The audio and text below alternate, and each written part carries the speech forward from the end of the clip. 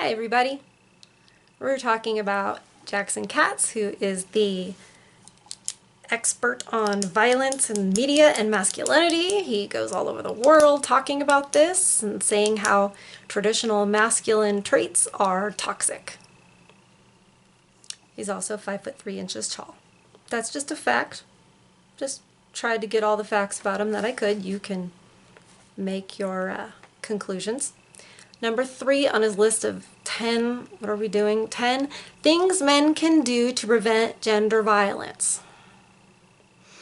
I get fired up, and this makes me mad. So, calm down. Number 3, have the courage to look inward.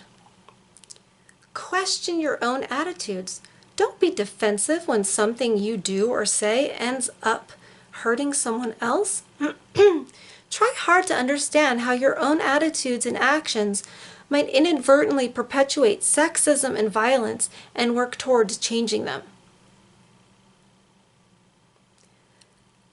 Well, I read some words.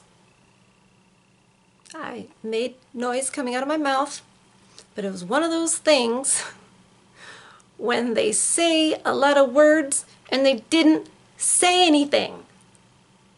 I'm fairly good at reading comprehension, you guys. Have the courage to look inwards, question your own attitudes, don't be defensive when something you do or say, and we're not defining any terms here. What does he mean by defensive?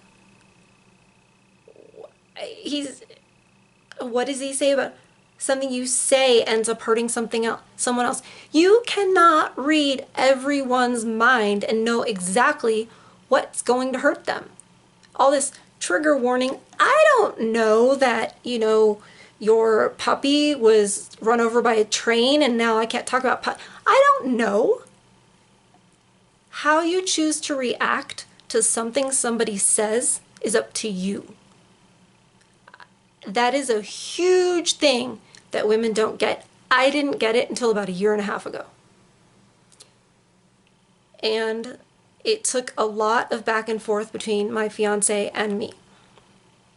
Because I was like, how can that be possible? How can you say something like that and say if I choose to be hurt by it? That's a lot of personal responsibility, and it seemed like I didn't really have that sort of control. But as we discussed it further, discuss, I realized I do have that control. And it's the best, one of the best things I've ever learned.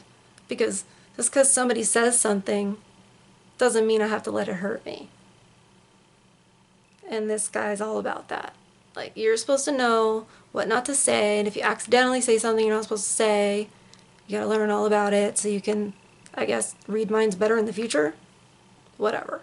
It's a lot of words, trying to sound smart, not saying anything, once again. So, next we'll do number 4. Stay tuned. Don't forget to hit subscribe.